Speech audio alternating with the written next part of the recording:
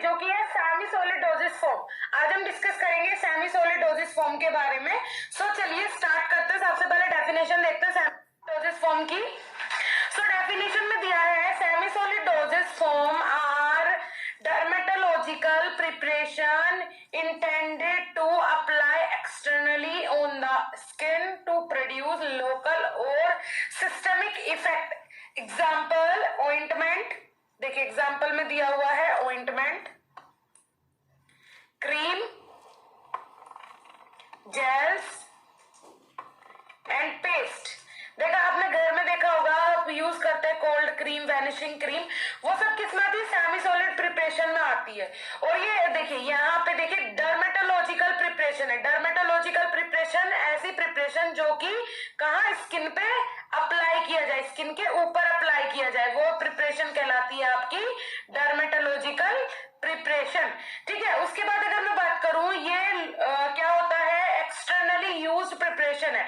Means जैसे कि lotion है, लिनीमेंट है, लोशन है, पेस्ट है, जेल्स है, क्रीम है, ऑइंटमेंट है, सब कहाँ लगाते हैं हम? तो स्किन के ऊपर अप्लाई करते हैं। पेस्ट है वो भी स्किन के ऊपर अप्लाई करते हैं। तो ये सारी चीजें क्या होती हैं जो कि आप एक्सटर्नली यूज करते हैं, राइट। उसके बाद अगर मैं बात करूं next is they contain one or more active ingredient dissolve और uniformly dispersed in a suitable base and any suitable excipient such as emulsifiers, viscosity increasing agent, antimicrobial agent, antioxidants और stabilizing agent। देखिए अब क्या होता है, जो ये preparation होती है सेमी सॉलिड डोसेज फॉर्म, इसके अंदर दो या दो से ज्यादा एक्सिपिएंट्स यूज होते हैं। बहुत सारे अलग अलग सुटेबल एक्सिपिएंट्स इसके अंदर यूज होते हैं, जैसे कि इमल्सिफायर्स, ठीक है, इमल्सिफायर्स यूज होते हैं इसके अंदर। उसके बाद विस्कोसिटी इंक्रीजिंग एजेंट, ये भी यूज होते हैं आपके सेमी सॉलिड प्रिपरेशन के अंदर। नेक्स्ट अगर मैं बात करूं एंटी माइक्रोबियल एजेंट्स यूज होते हैं इसके अंदर। देन उसके बाद एंटी ऑक्सीडेंट्स यूज होते हैं। तो ये बहुत सारी ऐसी चीजें हैं जो कि सेमी सॉलिड प्रिपरेशन के अंदर यूज होती है। ठीक है, उसके बाद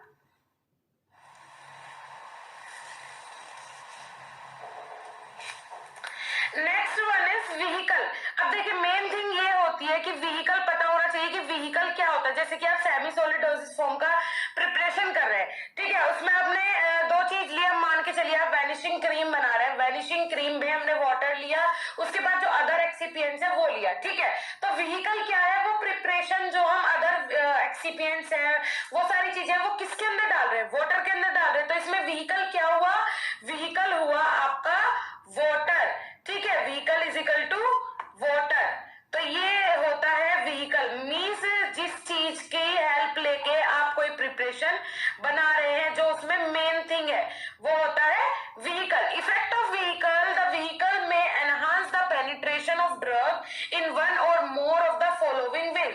अब देखिए क्या करता है, जो व्हीकल होता है वो ड्रग के पेनिट्रेशन को इंक्रीज कर देता है, बढ़ा देता है बहुत सारे अलग अलग तरीकों से। जैसे कि first one is by ensuring good contact with the surface of the body, right. देखिए व्हीकल का काम क्या होता है? व्हीकल का काम होता है कि जो आपका कंपाउंड है, जो आप बना रहे हैं, जो प्रिपरेशन है, वो बॉडी पे या फिर जिस भी यूज के लिए बना रहे हैं उस पे जाके अच्छे से इफेक्ट कर सके। तो व्हीकल का काम होता है कि वो ड्रग की पेनिट्रेशन पावर को इंक्रीज कर देता है। जैसे कि फर्स्ट बताया, हम सेमी सॉलिड डोसेज फॉर्म की यहाँ पे बात कर रहे हैं, तो ये एक्सटर्नली यूज होता है स्किन के ऊपर। तो ये क्या कर देता है? सबसे पहले मींस बॉडी के सरफेस पे अच्छे से क्या करने, गुड कांटेक्ट के लिए व्हीकल यूज होता है। सेकंड अगर मैं बात करूं, by increasing the degree of hydration of the stratum corneum, right. अब देखिए दूसरा क्या कर देता है, ये स्टेरम कॉर्नियम की जो डिग्री है, मींस हाइड्रेशन, मींस वाटर, जो वाटर से रिएक्शन होती है उसे क्या कर देता है?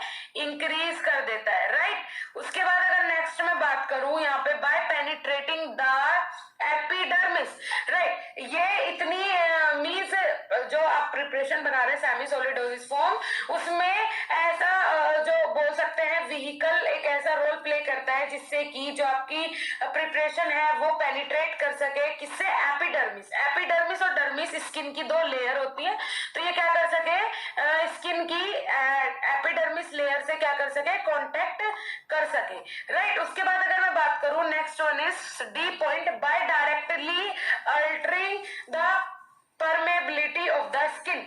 और ये डायरेक्टली स्किन की परमेबिलिटी से इंटरेक्ट कर सके, स्किन को मींस इंटरेक्ट कर सके और स्किन के अंदर इजीली डिसॉल्व हो सके, ठीक है। तो ये याद रखिएगा, स्किन परमेबिलिटी ये इंपॉर्टेंट है, ये जरूरी है किसी भी सेमी सॉलिड डोजेस फॉर्म के लिए। तो व्हीकल इसीलिए जरूरी होता है, इसीलिए प्रिपरेशन के अंदर व्हीकल देखा जाता है कि व्हीकल क्या है, फिर उसके अंदर जो अदर एक्सिपिएंट्स है, अदर मटेरियल्स है वो ऐड किए जाते हैं। अब मैं बात करूं ideal properties of semi solid dosage form. अब कौन कौन सी प्रॉपर्टीज हो सकती है सेमी सॉलिड डोजेस फॉर्म की।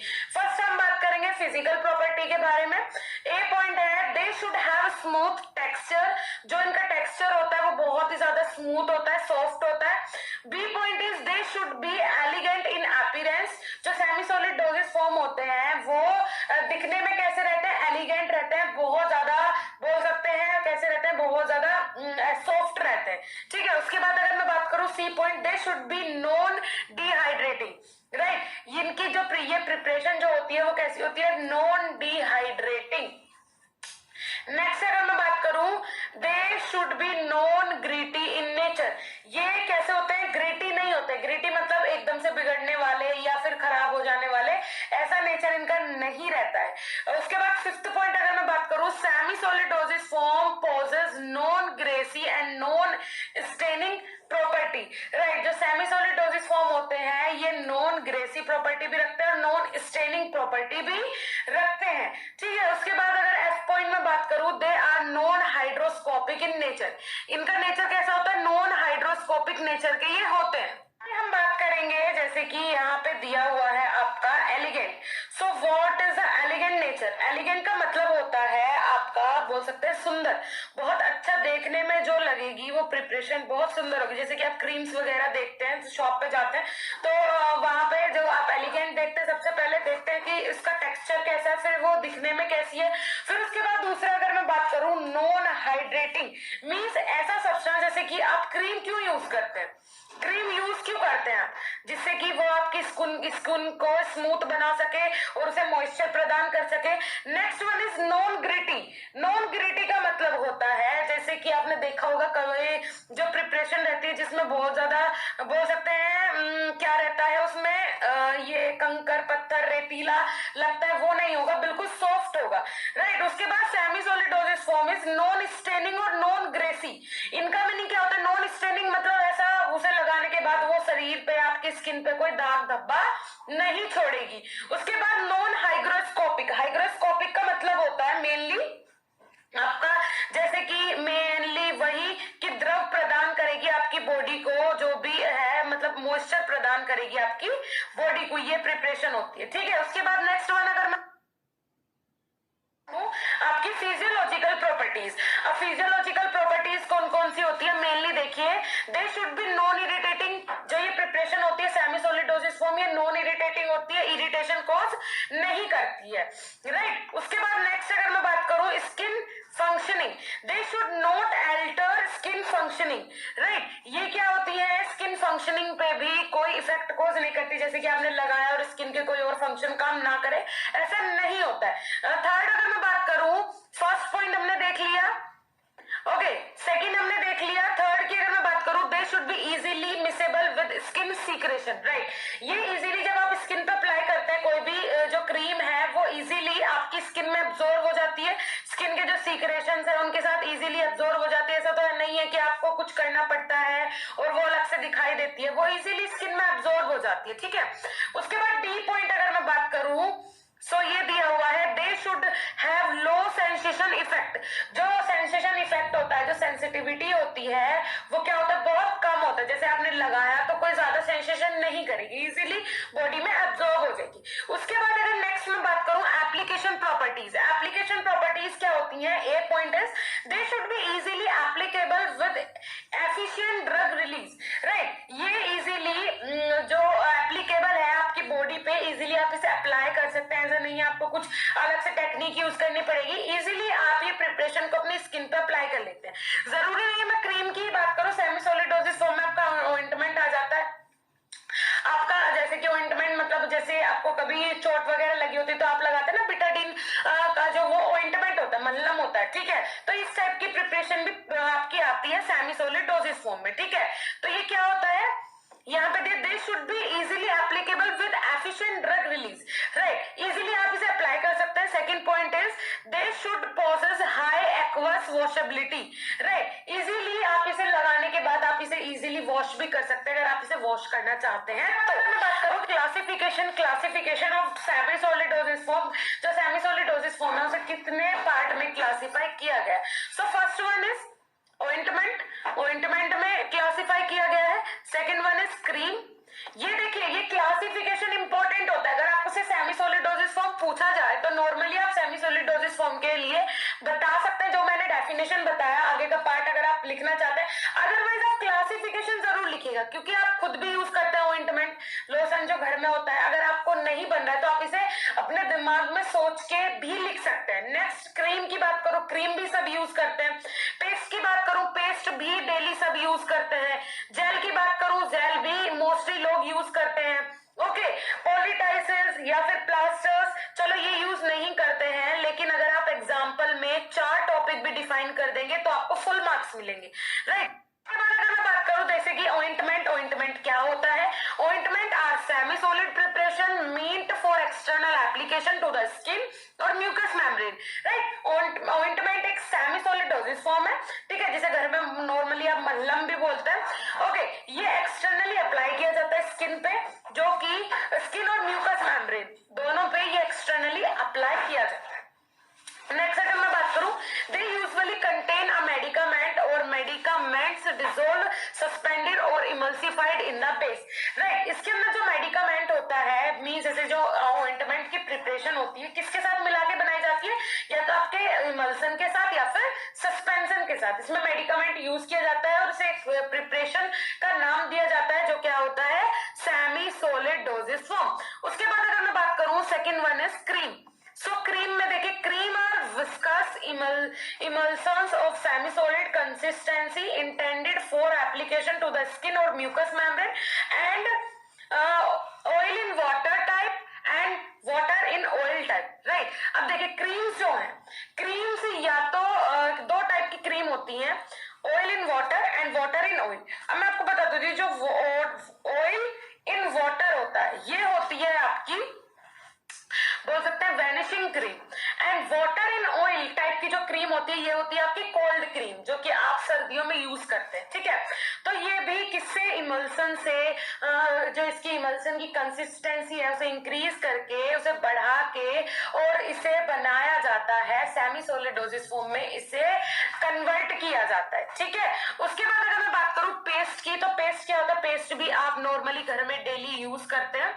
Paste are the preparation which contain a large amount of finely powdered solid such as starch and zinc oxide. These are generally very thick and stiff jellies, right। देखिए paste जो होता है, paste जो solid dosage form है उससे मिलके बना हुआ है।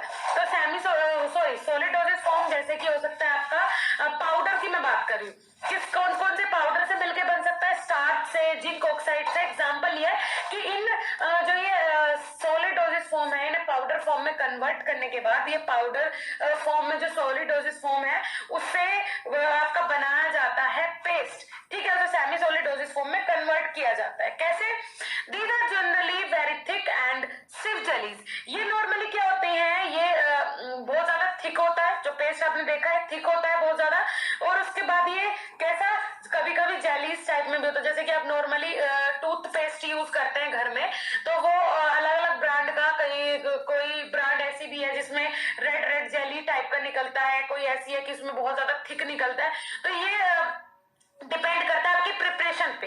दीज आर थिन, ट्रांसपेरेंट और translucent non Gracy preparation.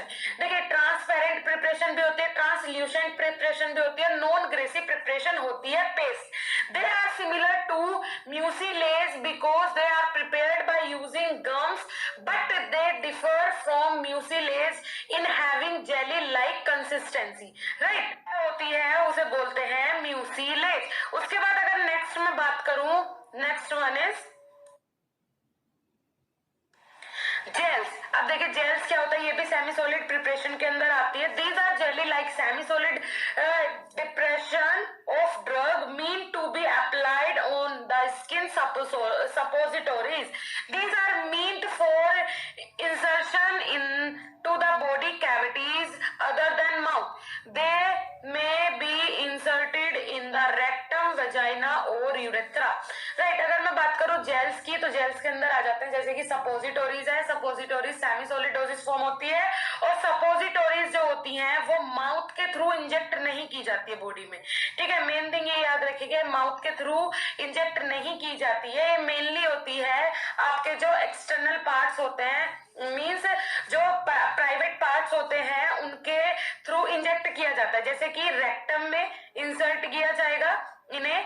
Okay, mostly जो लेडीज होती हैं जैसे कि प्रेग्नेंट वुमेन होती है या तो वो क्या नहीं कर सकती, जो प्रेग्नेंट वुमेन होती है वो ओरल डोजेस फॉर्म नहीं ले सकते, जैसे कि नहीं ले पा रही हैं और उन्हें कोई प्रॉब्लम है तो उनके जो ड्रग इंजेक्ट किया जाता है उनके बॉडी के अंदर वो किया जाता है जैसे कि वेजाइना से, रेक्टम से, इनके थ्रू जो ड्रग है वो इंजेक्ट किया जाता है बॉडी के अंदर। ओके, उसके बाद नेक्स्ट अगर मैं बात करूं पोल्यूटेसिस। अब ये क्या होता है, these are also known as cataplasm. They are soft viscous wet message of solid substances. Right, अब देखिए ये कैसी प्रिपरेशन होती है जो कि कभी कभी डॉक्टर्स यूज करते हैं। उसके बाद अगर मैं बात करूं प्लास्टर्स की, they are semi solid masses applied to the skin to enable prolonged contact of drug with the skin or substances intended for external application, made of such material and consistency as to adhere to the skin and thereby attach as dressing. Right, देखिए ये ऐसे substances होते हैं जैसे कि plasters जो कि क्या करते हैं, जो ड्रग है, जो ड्रग आपने लगाई है, अप्लाई करी है अपनी स्किन के ऊपर, उसके ऊपर ये अप्लाई किए जाते हैं जिससे कि जो ड्रग है वो स्किन के कांटेक्ट में ज्यादा टाइम तक के लिए रह सके और अपना ज्यादा इफेक्ट दे सके। उसके बाद नेक्स्ट अगर बात करें direct effect on the skin. अब जो प्रिपरेशन डायरेक्टली इफेक्ट करते हैं स्किन को वो कौन कौन सी है, जैसे कि denaturation. First one is denaturation of intracellular keratin और modification of its conformation causes swelling and increase hydration. Right, देखिए अब क्या होता है, ऐसी भी जो बोल सकते हैं स्वेलिंग या फिर हाइड्रेशन को इंक्रीज करे बॉडी के अंदर। ऐसी भी होती है जैसे कि आपने स्किन के ऊपर अप्लाई किया, अभी तक हमने नॉर्मली बात की पेस्ट की, क्रीम की, ऑइंटमेंट की, लेकिन कुछ प्रिपरेशन ऐसी होती है जैसे कि अगर आप वो स्किन के ऊपर अप्लाई करते हैं, डॉक्टर्स बताते हैं जैसे कि वो मान लीजिए एंटी एलर्जी कोई मेडिसिन है, ऐसा कोई प्रिपरेशन है जो कि आपके अपनी बॉडी के ऊपर लगाना है, अप्लाई करना है, तो कभी कभी ऐसा हो जाता है वो बॉडी के अंदर हाइड्रेशन को इंक्रीज कर दे, पानी को जो क्वांटिटी है वो बॉडी के अंदर इंक्रीज कर दे और वहां पर स्वेलिंग हो जाए। ठीक है, सेकेंड अगर मैं बात करूं अफेक्शन ऑफ डीमोसम्स, उसके बाद known as macula adherent cell structures specialized for cell to cell adhesion that maintain cohesion between corneocytes dead cell of the stratum perineum. अब देखिए क्या होता है, कुछ ऐसी भी प्रिपरेशन होती है अगर आप उसे कंटिन्यू अपनी बॉडी के ऊपर अप्लाई कर रहे हैं तो कुछ टाइम बाद वो क्या करती है, जो डेड सेल्स हैं उनमें एडेशन मींस जो एडेशन फोर्स होता है वो जनरेट करने की कोशिश करने लगती है और कुछ टाइम बाद हो ही जाता है। ठीक है, जो डेड सेल्स हैं उनके अंदर भी क्या करने की, मतलब डेड सेल्स जो हैं वो भी एक्टिव होने की कोशिश करने लगती है। नेक्स्ट अगर सी पॉइंट में बात करूं modification of lipid bilayer reduce resistance to penetration, right? जो मीन्स लिपिड, हमारी जो बॉडी स्किन होती है वो किससे, जो लेयर होती है वो किससे बनी होती है, लिपिड से बनी हुई होती है, ठीक है। तो ये क्या करते हैं, लिपिड बाइलेयर जो होती है स्किन की, मीन्स जो हमारी लेयर होती है बाहर की कवरिंग लेयर, उसकी क्या करने लगते हैं, उसके पेनिट्रेशन पावर को रेजिस्टेंस करने लगते हैं, रिड्यूस करने लगते हैं, कम करने लगते हैं। डी पॉइंट की अगर मैं बात करूं, altering the solvent properties of the stratum corneum to modifying drug penetrating, right. उसके बाद जो सोलवेंट यूज किया जाता है आपके प्रिपरेशन के अंदर, जो सोलवेंट यूज हुआ है, कभी कभी ऐसा होता है कि वो क्या करने लगता है, पेनिट्रेट करने लगता है स्किन की लेयर को, ड्रग पेनिट्रेट करने लगती है। ये पॉइंट अगर मैं बात करूं, यूज ऑफ सोलवेंट, अब जैसे कि सोलवेंट का यूज कैसा करना चाहिए, that can accept the lipid in the stratum corneum and decrease its resistant to penetration. जो सोलवेंट का यूज करना चाहिए वो सोलवेंट कैसा होना चाहिए, जिससे कि वो जो आपकी लिपिड की लेयर है, आपकी स्किन की जो लेयर है, उसे क्या ना करे, उसकी जो पेनिट्रेटिंग पावर है उसे पेनिट्रेट करने की, वो क्या कर सके, या तो रेजिस्ट कर सके या फिर पूरी तरीके से रिड्यूस कर सके, मतलब कम कर सके। उसके बाद नेक्स्ट अगर हम बात करें, factors influencing dermal penetration of drug, physiological and pathological condition of skin. तो इसमें फर्स्ट दिया है reservoir effect of the horny layer. The horny layer is thickest on plasm and sore and thinnest on the face. Penetration rate increase with decreased thickness of horny layer. Right, अब देखिए क्या होता है यहाँ पे, हम कौन कौन से फैक्टर्स इन्फ्लुएंस करते हैं, जैसे कि हमने semi solid dosage form use किया है, तो कौन कौन से ऐसे फैक्टर्स हैं जो कि उसके इफेक्ट को कम करते हैं या फिर उसके इफेक्ट को रेजिस्ट करते हैं। तो जैसे कि आपने क्या किया, mean residual effect of the horny layer. The horny layer is thickest. जो horny layer होती है मीन्स ये कैसी thickest layer होती है आपकी स्किन की, फेस की, ठीक है। उसके बाद अगर बात करें penetration rate increase with decreased thickness of horny layer, और penetration power उसी जैसे जैसे जो आपकी स्किन की मीन्स horny layer जो है वो जैसे जैसे डिक्रीज होती जाएगी, वैसे वैसे जो पेनिट्रेशन पावर है वो इंक्रीज होती जाएगी किसी भी ड्रग की स्किन को लेके। बी पॉइंट अगर मैं बात करूं, स्किन कंडीशन, स्किन की क्या कंडीशन है ये पता होना जरूरी है कि स्किन की कंडीशन कैसी है। जैसे कि ड्राई स्किन है तो उस पर कितना इफेक्ट करेगी, आपकी ब्रेक स्किन है तो उस पर कितना इफेक्ट करेगी जो ड्रग आप बाहर से अप्लाई कर रहे हैं। The permeability of the skin is affected by age. सबसे पहली बात तो जो स्किन की परमेबिलिटी है वो किसके अकॉर्डिंग अफेक्ट करती है, एज के अकॉर्डिंग, कि आपकी एज क्या है। अगर आप कोई भी प्रिपरेशन यूज कर रहे हैं, अप्लाई कर रहे हैं बॉडी पे बाहर से, तो एज क्या है, कितने ज्यादा पेनिट्रेट कर पाएगी बॉडी को वो प्रिपरेशन, और कोई डिसीज तो नहीं है, क्लाइमेट कैसा है बाहर का, एंड इंजरी, कोई इंजरी तो नहीं है उस स्किन, उस पार्ट पे जहां पे आप वो बाहर से जो प्रिपरेशन है वो अप्लाई कर रहे हैं। For example absorption occurs rapidly in children and if the dermis is exposed by a wound or burn, right. देखिए क्या होता है, जो चिल्ड्रंस होते हैं, छोटे बच्चे होते हैं, उनमें अगर आप सेमी सॉलिड प्रिपरेशन अप्लाई करें तो बहुत जल्दी एब्जॉर्ब कर लेते हैं, वहीं पे अगर ओल्ड पर्सन है तो जल्दी से एब्जॉर्ब नहीं कर पाएगा, ठीक है। तो बहुत सारी चीजें होती हैं। उसके बाद अगर मैं बात करूं C point, skin hydration, skin hydration की, कि आपकी जो स्किन है वो कितनी हाइड्रेशन है, कितना मॉइस्चर उसमें प्रेजेंट रहता है, कितना नहीं रहता है, ड्राई स्किन तो नहीं है, तो ये सारी चीजें भी बहुत ज्यादा इफेक्ट करती है। जैसे कि the hydration of keratinized cell is raised by covering the area with the moisture proof plastic film to prevent evaporation of perspiration. Hydration increase the drug penetration. देखिए जितनी आपकी जो बॉडी है वो स्किन है वो ड्राई होगी, उतना ड्रग कम पेनिट्रेट करेगी, लेकिन जितना आपकी जो बॉडी है, जो आपकी स्किन है वो हाइड्रेटेड होगी, हाइड्रेशन कैटेगरी की होगी, उतना ही ड्रग ज्यादा पेनिट्रेट करेगी और वर्क करेगी।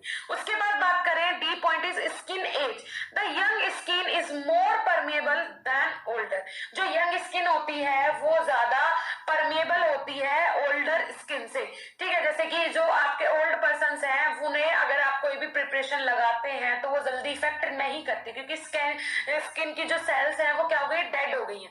उसके बाद childrens are more sensitive for skin absorption of toxins, right. Childrens जो होते हैं अगर उनके पास आप स्किन पे अप्लाई करेंगे कोई भी ड्रग तो वो बहुत जल्दी एब्जॉर्ब हो जाएगी, ठीक है। Thus skin age is one of the factor affecting penetration of drug, right. Skin की जो एज है वो बहुत ज्यादा अफेक्ट करती है किसमें, ड्रग को पेनिट्रेट करने में, ठीक है। ड्रग के पेनिट्रेशन में स्किन की एज बहुत ज्यादा मैटर करती है, ये याद रखिएगा। उसके बाद नेक्स्ट अगर मैं बात करूं physicochemical properties of active substances.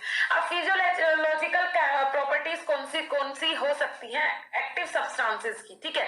Molecular characteristic of drug, drug का मॉलिक्यूलर कैरेक्टरिस्टिक जैसे कि molecular weight up to 400 dalton can easily penetrate through the skin surface, right. ये फिजिकल प्रॉपर्टीज होती है कि अगर आपका मॉलिक्यूलर वेट जो आपकी प्रिपरेशन है उसका मॉलिक्यूलर वेट 400 डाल्टन तक है तो बहुत जल्दी एब्जॉर्ब कर लेगी स्किन उस प्रिपरेशन को। सेकेंड अगर मैं बात करूं drug concentration, the flux is proportional to the concentration gradient across the barrier and concentration gradient will be higher if the concentration of drug will be more across the barrier, right. अब देखिए drug का concentration क्या है, वो भी बहुत ज्यादा effect करता है आपके ड्रग पेनिट्रेशन में, बॉडी के अंदर ड्रग को पहुंचने में ड्रग का कंसंट्रेशन बहुत ज्यादा इफेक्ट करता है, ठीक है।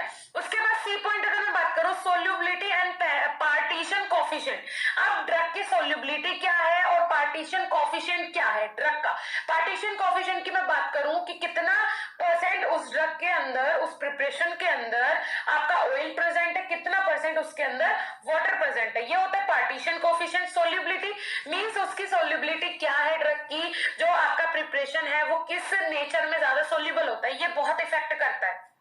जैसे कि highly lipid soluble molecule enter through hair follicles, moderately lipid soluble molecule penetrate directly across the horny layer. देखिए अब क्या होता है, जो हाईली लिपिड सोल्यूबल मॉलिक्यूल्स होते हैं, मींस जो लिपिड सोल्यूबल मॉलिक्यूल्स होता है, आपको पता है आपकी जो स्किन है वो किससे बनी हुई है, लिपिड से बनी हुई है, ठीक है। तो ये जल्दी से पेनिट्रेट कर जाते हैं आपके हेयर फॉलिकल्स को पेनिट्रेट करके इजीली अंदर एंटर हो जाते हैं, ठीक है। अगर मॉडरेटली लिपिड सोल्यूबल मॉलिक्यूल है आपके प्रिपरेशन के अंदर, मींस कम लिपिड की क्वांटिटी है उसके अंदर, तो वो सीधा किसे पेनिट्रेट करते हैं, हॉर्नी लेयर को सीधा जाके पेनिट्रेट करते हैं, ठीक है। उसके बाद मैं बात करूं difference between paste and ointment. अब पेस्ट एंड ऑइंटमेंट के बीच में क्या डिफरेंस है। Paste generally contain a large amount 50% of finely powder solid, so they are often stiffer than ointment, right. अब देखिए जो पेस्ट होते हैं, ठीक है, वो उसमें 50% तक कितना पाउडर फॉर्म प्रेजेंट होती है, पेस्ट के अंदर 50% तक पाउडर फॉर्म प्रेजेंट होती है, ओके। उसके बाद अगर मैं बात करूं when apply to the skin, जो पेस्ट है जब वो अप्लाई किया जाता है स्किन पे तो उसके बाद forming a thick coating protect and suits inflamed and raw surface and minimize the damage done by scratching in itchy condition such as chronic eczema, right। जब पेस्ट को आप अपनी बॉडी पर अप्लाई करेंगे, जैसे कि टूथपेस्ट ले लीजिए, अभी आप नॉर्मली मैं आपको एग्जांपल दूं, टूथपेस्ट को आप अपनी बॉडी पर अप्लाई कीजिए तो ऐसा तो नहीं है वो बॉडी के अंदर एब्जॉर्ब हो जाएगा, कुछ टाइम बाद वहां पे व्हाइटिश वो स्पॉट दिखाएगा जिसे आपको हटाना पड़ेगा खुद से, ठीक है। It is comparatively easy to confine paste to the desired area whereas ointment which are usually less viscous tend to spread on the healthy skin and this may result in sensitivity reaction if the preparation contain a powerful medicament such as ditronol, right। अगर मैं बात करूं कि जो penetration है, penetration power paste की अच्छी है, उसके बाद ये क्या हो जाएगा, मींस सेंसिटिविटी भी पेस्ट की ज्यादा है क्योंकि ये सेंसेशन कोज करेगा, बॉडी के ऊपर अप्लाई करेंगे तो इसे आपको हटाना पड़ेगा, ये स्प्रेड हो जाता है लेकिन ये क्या करना पड़ेगा, आपको हटाना पड़ेगा, पावरफुल मेडिकामेंट होता है। उसके बाद अगर मैं बात करूं excipient used in semi solid dosage form, कौन कौन से एक्सिपिएंट्स हैं जो कि सेमी सॉलिड डोजेज फॉर्म में यूज होते हैं। API any substance of mixture, first दिया यहाँ पे active pharmaceutical ingredient, any substance or mixture of substance intended to be used in the manufacturing of a drug, medicinal product and that when used in the production of drug become an active ingredient of the drug product. Active pharmaceutical ingredient is any part of drug which produce any effect, right. अब देखिए API means active pharmaceutical ingredient क्या होते हैं जो कि preparation के अंदर use किए जाते हैं, जिससे कि प्रिपरेशन की जो क्वालिटी है वो इंक्रीज किया जाए, कभी कभी क्वांटिटी को इंक्रीज करने के लिए भी एक्टिव फार्मास्यूटिकल इंग्रेडिएंट ड्रग के अंदर यूज किए जाते हैं। ठीक है, उसके बाद जैसे कि फर्स्ट मैं आपको बताऊं एक्टिव फार्मास्यूटिकल इंग्रेडिएंट तो हो गए जो कि ड्रग की क्वालिटी बढ़ाने में इंक्रीज करने में मदद करते हैं। उसके बाद सेकंड अगर मैं बात करूं प्रिजर्वेटिव्स, प्रिजर्वेटिव का मतलब क्या होता है, किसी भी ड्रग को प्रिजर्व करना मींस उसे बचा के रखना, माइक्रो ऑर्गेनिज्म से, आपके अदर बाहर के जो फॉरेन मटेरियल्स है उनसे बचा के रखना बोलते हैं प्रिजर्वेटिव्स। वो सब्सटेंस क्या होते हैं प्रिजर्वेटिव, जैसे कि to stop microbial growth preservative are added, microbial growth को कीटाणुओं को रोकने के लिए कि प्रिपरेशन में कीटाणु पैदा ना हो उसके लिए यूज किया जाता है प्रिजर्वेटिव। जैसे कि एग्जांपल ले लीजिए प्रिजर्वेटिव्स का पी हाइड्रोक्सी बेंजोएट, उसके बाद है यहाँ पे फिनोल, उसके बाद है यहाँ पे बेंजोइक एसिड, ये मेनली यूज होते हैं एज अ प्रिजर्वेटिव, राइट, ये mainly as a preservative use होते हैं। सोर्बिक एसिड, राइट, उसके बाद मिथाइल पैराबेन, ये मेनली यूज होते हैं आपका एज अ प्रिजर्वेटिव। ओके, बहुत सारे यहाँ पे दिए हुए हैं quaternary ammonium compound, mercury compound etcetera. The preservative should not react with any of the component of the formulation, plastic container may absorb the preservative and thereby decreasing the concentration of preservative available for killing the bacteria, right। देखिए जो preservatives होते हैं वो जब आप preparation में use करते हैं, डालते हैं, तो वो किसी प्रिपरेशन में जितने भी कंपाउंड्स प्रेजेंट हैं उनके साथ कोई भी रिएक्शन कॉज नहीं करते हैं, पहली बात। दूसरी चीज, अगर आप उन्हें प्लास्टिक कंटेनर में फिलअप करते हैं तब भी वो ज्यादा रिएक्शन कॉज नहीं करते हैं प्रिजर्वेटिव्स, राइट। उसके बाद अगर मैं बात करूं, third point is humectants such as glycerine, polyene, glycol and sorbitol may be added to prevent the loss of moisture from the preparation, right। ये ऐसे सब्सटेंस होते हैं जो कि प्रिपरेशन से मॉइस्चर को खत्म करने में यूजफुल है, जो कि आपके प्रिपरेशन में यूज किया जाता है, क्योंकि जितना ज्यादा मॉइस्चर प्रेजेंट होगा प्रिपरेशन के अंदर उतने ही ज्यादा चांसेस होंगे उसके खराब होने के, डिग्रेड होने के। उसके बाद अगर मैं बात करूं, next one is emulsifying agent. Emulsifying agent like polysorbate, anionic emulsifying agent etcetera are added if required. Emulsifying agent use होते हैं अगर उनकी जरूरत हो, जैसे कि लिक्विड और आपका बोल सकते हैं आपका ऑयल और वाटर, दो प्रिपरेशन एक साथ है तो उसमें उन दोनों को मिक्स करने के लिए, एक साथ बाइंड करने के लिए इमल्सिफाइंग एजेंट का यूज किया जाता है। उसके बाद नेक्स्ट अगर मैं बात करूं एंटीऑक्सीडेंट, एंटीऑक्सीडेंट क्यों यूज होते हैं? एंटीऑक्सीडेंट इसलिए यूज होते हैं कि आपकी प्रिपरेशन बाहर ऑक्सीजन जो प्रेजेंट है उससे रिएक्शन कॉज ना कर ले, इसलिए यूज होते हैं एंटीऑक्सीडेंट, ठीक है। उसके बाद अगर मैं बात करूं, next one is organoleptic agent. Organoleptic agent क्या होते हैं? सुटेबल कलरिंग एजेंट, जैसे कि आपके कलरिंग एजेंट आ जाते हैं ऑर्गेनोलैप्टिक एजेंट के अंदर, अमरनेट, बिरलेंट, ब्लू एक्सेट्रा। फ्लेवरिंग एजेंट भी आ जाते हैं ऑर्गेनोलैप्टिक एजेंट के अंदर, जैसे कि वैनिला फ्लेवर देना है, उसके बाद स्ट्रॉबेरी का फ्लेवर देना है, रेस्पबेरी का फ्लेवर देना है अपनी प्रिपरेशन को। तो ऑर्गेनोलैप्टिक एजेंट में आपके कलरिंग एजेंट जो कि प्रिपरेशन का कलर अच्छा करे, और दूसरी चीज आपके फ्लेवरिंग एजेंट जो कि फ्लेवर को अच्छा करे आपकी प्रिपरेशन का, ये आ जाते हैं। उसके बाद इन सीटू ग्लिट, it is a drug delivery system which is in the solution from before the administration in the body, but it convert to the gel from after the administration. There are various routes such as oral, ocular, vaginal, rectal, intravenous, intraperitoneal etc. ठीक है, ये क्या होता है? ये ऐसी preparation है जो कि बॉडी के अंदर इंजेक्ट करने के बाद किसमें कन्वर्ट हो जाता है? जेल में कन्वर्ट कर देती है, ठीक है। अभी बहुत सारे रूट से दिया जा सकता है, जैसे कि ओरल, मुंह से ले सकते हैं, ocular, vaginal, rectal, private part से डाला जाता है, तो बहुत सारी अलग अलग इसमें फॉर्म होती है। इसके बाद इसके एडवांटेजेस क्या होती है? They are easy of administration, easily आप इसे एडमिनिस्टर कर सकते हैं, डाल सकते हैं। In situ gel so improved local bioavailability, they possess reduce dose concentration and reduce dosing frequency, it allow improve patient compliance and comfort, it can be administered by unconscious patient, ठीक है। ये जो preparation है ये inject की जाती है, दी जाती है अनकॉन्शियस पेशेंट को, ऐसे पेशेंट को जो कि अपनी मींस होशो हवास में नहीं रहते हैं, उन पेशेंट को ये इंजेक्ट करवाई जाती है, राइट।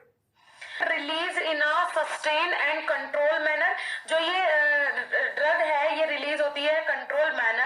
उसके बाद नेक्स्ट है natural polymer have inert properties of biocompatibility, biodegradability and biologically recognizable moieties that support cellular activities, right. इसकी जो बायो अवेलेबिलिटी होती है बॉडी के अंदर प्रेजेंट रहने के लिए, बायोडिग्रेडेबिलिटी होती है, ड्रग जो है वो किस तरीके से डिग्रेड होती है, सारी जो प्रिपरेशन होती है वो इसके अंदर बहुत अच्छे मैनर में दी हुई है। उसके बाद अगर मैं बात करूं थर्ड नेक्स्ट पॉइंट की, synthetic polymer usually have well defined structure that can be modified to yield ट्रायोवल डिग्रेडेबिलिटी एंड फंक्शनेबिलिटी, राइट। इसके जो फंक्शनेबिलिटी है वो भी बहुत अच्छी है, जो ड्रग है वो बॉडी के अंदर कितने टाइम बाद डिग्रेड होती है, ये भी बहुत अच्छा फंक्शन इसके अंदर प्रेजेंट है। उसके बाद अगर मैं बात करूं नेक्स्ट की, simple formulation and manufacturing, so less investment and cost, right. और इसमें जो इन्वेस्टमेंट करना है आपको ज्यादा कॉस्टली भी नहीं होता है और बहुत अच्छी जो बोल सकते हैं एक ड्रग की प्रिपरेशन भी ये है, और सिंपल मैन्युफैक्चरिंग है इसकी, सिंपल ही फॉर्मुलेशन है और ज्यादा इसमें इन्वेस्ट भी नहीं करना पड़ता है इस प्रिपरेशन के लिए।